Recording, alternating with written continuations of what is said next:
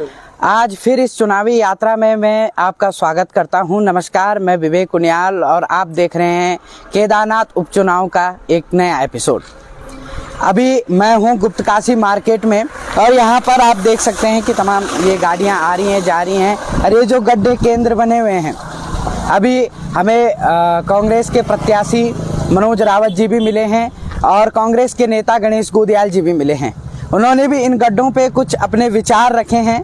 लगातार BJP, Congress, UKD, निर्दलिया एक दूसरे पर तंज कसते हुए आ रहे हैं, लेकिन कौन वो जीत का घोड़ा होगा जो सहरा बांध करके विधानसभा की ओर जाएगा। लेकिन फिलहाल आप सुनिए कि कांग्रेस नेता क्या कह रहे हैं। सबसे पहले तो ये बताएं, आपको शुभकामनाएं, और ये बताएं कि तैयारी कैसी चल रही है और जीत को लेकर कितने आश्वस्त हैं। ये तैयारियां बहुत अच्छी हैं और सबसे ज़्यादा आशान्वित हम इस चीज़ से कि कार्यकर्ता कांग्रेस का बहुत ज़्यादा उत्साहित है।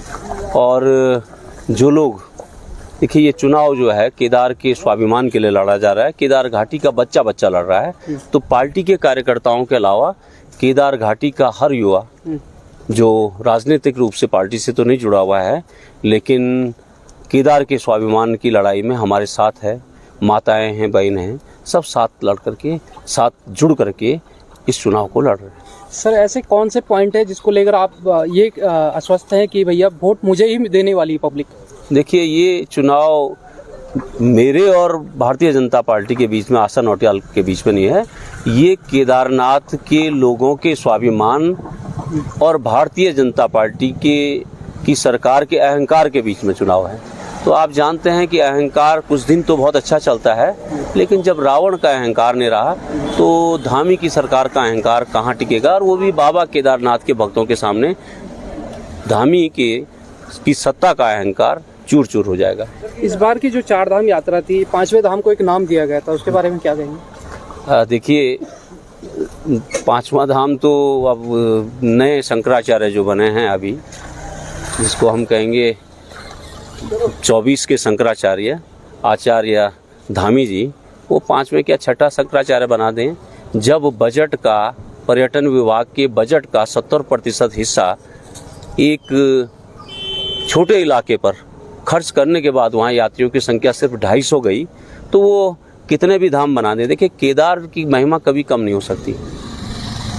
जो लोग केदार के पास याचक बन के जाते हों, श्रद्धानुवत होकर के जाते हों, अगर वो ये सोचें कि केदार की महिमा कम करके कहीं और धाम बनाएंगे, वो गलतफहमी में। उदाहरण सामने है, 31 जुलाई को दर्जनों लोग मरे, अज्ञात पता नहीं कितने हैं, और 2-3 दिन बाद जब यात्रा शुरू हुई तो यात्रा पर जाने वालों की भीड़ नहीं रुकी। तो ये केदारनाथ जी की श्रद्धा का नमूना है। और जो ये कह रहे हैं कि साहब हम शिला ले गए या शिला लेकर जाएंगे, तो देखो, हमारे बाबा पे हमको बहुत भरोसा है।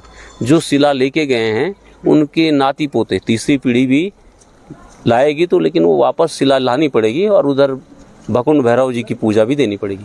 सर, आप पे ये आरोप है, जब आप विधायक रहे हैं उस समय आपने अपनी जो विधायकी थी वो ठीक से खर्च नहीं की। ऐसा है साहब, ये फर्जी आरोप ना लगाएं। मुख्यमंत्री कल आ रहे हैं, ग्राम्य विकास विभाग उनके पास है।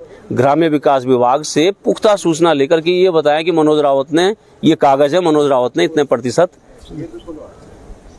विधायक निधि में से खर्च नहीं किया। मैं दावे के साथ कह रहा हूँ, मेरी विधायक निधि 95% से ऊपर खर्च हुई है।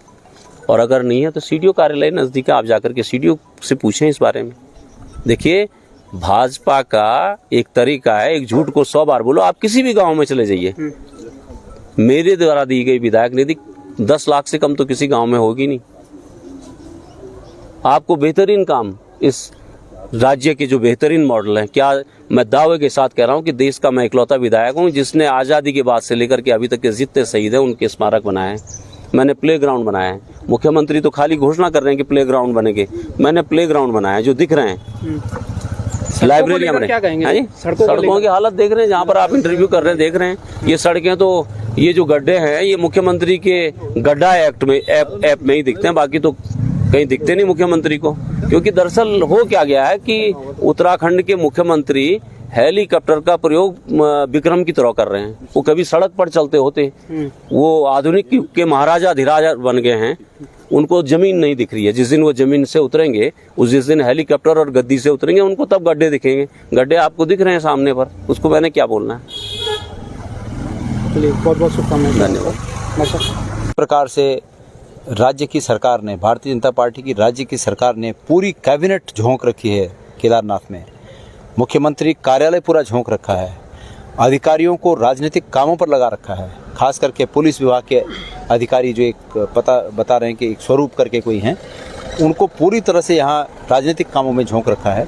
इससे ये विदित होता है कि भारतीय जनता पार्टी किस प्रकार से बौखलाई हुई है, किस प्रकार से घबराई हुई है। और भारतीय जनता पार्टी तो जो कुछ घबराई होगी, पर उत्तराखंड के मुख्यमंत्री किस तरह से घबराए हुए हैं केदारनाथ के हमारे सम्मानित मतदाताओं से, इस बात का ये पुख्ता प्रमाण है। तो निश्चित रूप में हम काफ़ी अच्छी बढ़त में हैं, इसमें कोई शक नहीं। लेकिन ये सब जो भी बढ़त है, ये केदारनाथ के सम्मानित मतदाताओं का आशीर्वाद हमारे साथ है, इसलिए है। अभी 2 दिन पहले सर हमें भाजपा के पदाधिकारी मिले थे, तो वो दावा कर रहे हैं कि हम 14,000 वोटों से जीत रहे हैं। क्या कहेंगे? अरे भाई, ऐसा है कि हाथ कंगन को आरसी क्या और पढ़े लिखे को फारसी क्या। अगर इतना ही वो जीत रहे हैं तो मैं पूछना चाहता हूँ कि क्यों इतनी मतलब पूरी कैबिनेट और पूरी सरकार और पूरे अधिकारी और पूरे जितना भी अमला हो सकता है, जितने भी रुपए पैसे संसाधन क्यों झोंक रखे हैं फिर, अगर आसानी से वो जीत रहे हैं तो। पर ठीक है, वो अपनी पार्टी के लिए अपना दावा पेश कर रहे हैं, हमें कोई उसमें कहना नहीं है। वो ठीक है, वो 23 तारीख पता चलेगा कि कौन जीतता है। देखिए, मेरी बात सुनिए, वो ये कह रहे हैं अगर कि वो 14,000 से जीत रहे हैं, तो वो केदारनाथ की लोगों के सम्मान को चुनौती दे रहे हैं। उनको नतमस्तक होकर कहना ये चाहिए था कि भाई केदारनाथ की जनता के ऊपर है कि वो किसे आशीर्वाद देते हैं। और वो ये कह सकते थे कि हमें विश्वास है कि केदारनाथ की जनता उनके द्वारा इस सड़क पे जो, आप जरा दिखाइए, आपका कैमरा इधर हाँ, ये गड्ढे दिखाइए कि केदारनाथ की जनता, उनको विश्वास है कि केदारनाथ की जनता इन गड्ढों, सड़क पर बने हुए गड्ढों के खातिर हमें आशीर्वाद देगी। ये कहना चाहिए उन्हें। सड़क, मैं ये कह रहा हूँ कि अगर रेल लाइन भी आ रही है तो वो भी कांग्रेस की देन है, वो भी कांग्रेस की देन है। और मंत्री जी को उसके लिए कांग्रेस को धन्यवाद देना चाहिए। कांग्रेस ने उनकी, ये जरूर है कि उस समय वो सांसद थे, लेकिन वो कांग्रेस के सांसद थे। और उनकी बात पर जिस पार्टी ने, जिस सरकार ने इतना बड़ा 40,000 या 50,000 करोड़ बता रहे हैं कि इसमें खर्च हो रहा है, इतना बड़ा काम उस कांग्रेस के सांसद के बोलने पर इस क्षेत्र के लिए किया, तो इसका पूरा श्रेय कांग्रेस पार्टी को जाता है। माननीय मंत्री जी उसका श्रेय न लें। माननीय मंत्री जी इस बात का श्रेय ले सकते हैं कि उन्होंने कहा था कि सड़कों के गड्ढे ठीक करने के लिए हमने ऐप बना दिया है। तो वो ऐप पता नहीं लोग ढूंढ रहे हैं कि वो ऐप कहाँ है, और उस ऐप के कारण ये तमाम गड्ढे आप देख रहे हैं कि ये शायद ऐप की ही इजाद है कि आज ये गड्ढे भरने का नाम नहीं ले रहे हैं। भाई मनोज रावत जी जब विधायक रहे तो मनोज रावत जी ने पूरा अपना समय विधानसभा में केदारनाथ विधानसभा के युवाओं के रोजगार पर फोकस करके रखा। हर उनके विधानसभा में दिए हुए वक्तव्य को आप जांच सकते हैं, उन्होंने हमेशा केदार और केदारियों की बात की। और मैं आपको विश्वास के साथ इस बात को कह सकता हूं कि जिस प्रकार से इस वर्ष यात्रा को तितर बितर कर दिया गया, मैं अभी एक सरकारी गेस्ट हाउस में ठहरा था, और उस सरकारी गेस्ट हाउस में ठहरने पे, अभी वो तो सरकारी लोग हैं, गेस्ट हाउस सरकारी है, मतलब पैसे से ठहरा था, ऐसा फ्री में नहीं ठहरा।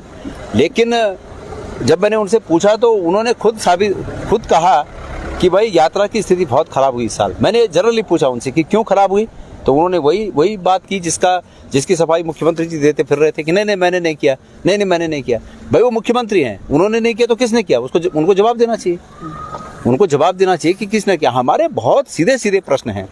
वो कह रहे हैं कि कांग्रेस झूठ प्रचारित कर रही है कि 228 किलो सोना आया। मैं ये कह रहा हूँ 228 किलो नहीं, 230 किलो 230 किलो झूठ प्रचारित कर रहे हैं, वो उनका कहना है।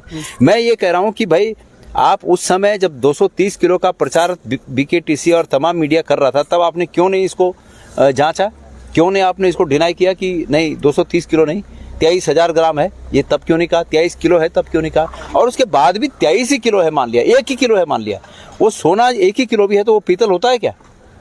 कोई दुनिया में ऐसा केमिस्ट्री का वैज्ञानिक है क्या, केमिस्ट्री इंजीनियर ऐसा है क्या कि सोने को जो है पीतल कर दे? ऐसा होता है क्या? तो हम तो प्रमाण चाह रहे हैं।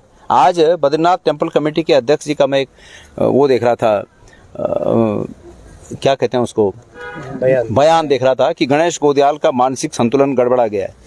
तो अगर वो ये समझते हैं कि गणेश गोदियाल का मानसिक संतुलन गड़बड़ा गया है, तो एक सच्चे और निस्वार्थ व्यक्ति को वो इसी रूप में देखेंगे। और एक सच्चा और निस्वार्थ व्यक्ति निश्चित रूप में एक करप्ट व्यक्ति को, एक करप्ट संस्था को, एक करप्ट सिस्टम को, वो निस्वार्थ और सच्चा व्यक्ति मानसिक रोगी लगेगा। इसके लिए मानसिक रोगी बनना पड़ता है। किसी को तो उनके खिलाफ बोलना पड़ेगा कि गलत कर रहे हैं। हम भी उसमें अगर शेयर होल्डर हो जाते तो तब तो बोलते गणेश गोदियाल बहुत अच्छा है, लेकिन हमने खिलाफत की, हमने जनता की आवाज़ को उठाया, तो हम उनके लिए मानसिक रोगी हो गए। बहरहाल मैं उन्हें कहना चाहता हूं कि अपने बड़े नेताओं को पूछ लें, मैंने उनके बड़े बड़े नेताओं का मानसिक रोग ठीक किया हुआ है। मूल निवास को लेकर कांग्रेस का क्या है, क्योंकि जब जगह जगह जा रहे हैं तो कहीं ना कहीं मूल निवास 1950 की जो मांग चल रही है। भाई सरकार फजूल में बेमतलब मूल निवास के प्रश्न को उलझा रही है। मैंने पहले भी कहा कि गणेश गोदियाल को उत्तर प्रदेश में रहते हुए मूल निवास हासिल था, तो उत्तराखंड में रहते हुए मूल निवास देने में क्या दिक्कत है। आज ये मांग उठी है तो सरकार को इसे सहज स्वीकार करना चाहिए। कांग्रेस सत्ता पे आती तो ये निश्चित रूप में, हमने पहले ही कहा है भाई, देखिए किसी पे फर्क नहीं पड़ रहा है, न हरिद्वार के व्यक्ति पे फर्क पड़ रहा है, न उधम सिंह नगर के व्यक्ति पे फर्क पड़ रहा है, न अल्मोड़ा, पिथौरागढ़, उत्तरकाशी, पौड़ी, टेहरी, कहीं चमोली, किसी भी व्यक्ति पर, रुद्रप्रयाग, किसी भी व्यक्ति पर उस बात का विपरीत असर नहीं पड़ रहा है। अगर हम मूल निवास का क्या जो सिस्टम है, मूल निवास की जो व्यवस्था है, उसको अगर जारी करते हैं तो किसी पर फर्क नहीं पड़ रहा है। दूसरा, भू कानून की आप बात कर रहे हैं। भू कानून निश्चित रूप में, ये भू कानून का जो जिन्न है, मनोज रावत जी ने आज से 6 वर्ष पूर्व इस बात को समझ लिया था कि सरकार की ये दिशा और दशा किस तरफ जा रही है। मनोज रावत जी ने विधानसभा में बिल्कुल खुल के इस बात को कहा था कि इस प्रदेश की ज़मीनों को बेचने का सरकार के द्वारा ये जो कानून लाया गया, ये एक षड्यंत्र है और इस प्रदेश की ज़मीनें बाहरी लोगों के हाथ में देने का ये षड्यंत्र रचा जा रहा है, बहुत स्पष्ट रूप से। आज पूरा उत्तराखंड उनकी उस बात पर आंदोलित है। तो हमने, कांग्रेस पार्टी ने इस केदारनाथ विधानसभा को एक काबिल व्यक्ति, एक ऐसा व्यक्ति जो समझ रखता है, एक ऐसा व्यक्ति जो स्टडी करता है, एक ऐसा व्यक्ति कि सरकार की ये दिशा और दशा किस तरफ जा रही है। मनोज रावत जी ने विधानसभा में बिल्कुल खुल के इस बात को कहा था कि इस प्रदेश की ज़मीनों को बेचने का सरकार के द्वारा ये जो कानून लाया गया, ये एक षड्यंत्र है और इस प्रदेश की ज़मीनें बाहरी लोगों के हाथ में देने का ये षड्यंत्र रचा जा रहा है, बहुत स्पष्ट रूप से। आज पूरा उत्तराखंड उनकी उस बात पर आंदोलित है।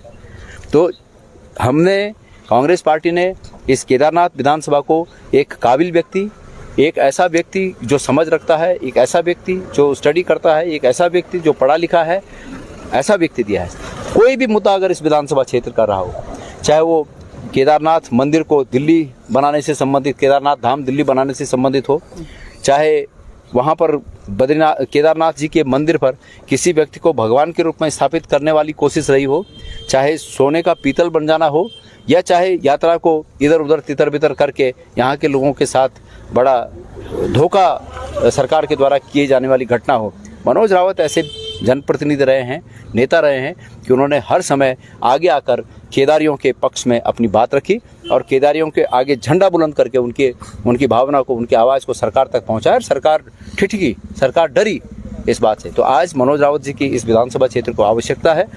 मैं उम्मीद करता हूं कि यहाँ के लोग इस बात को गंभीरता से समझेंगे। क्षणिक स्वार्थों में लोग नहीं आए, 1 दिन 2 दिन का कोई कर सकता है हमारा भला, लेकिन मनोज रावत को साथ देना, उनके आने वाली जो जनरेशन है उनके भले के लिए मनोज रावत जरूरी है।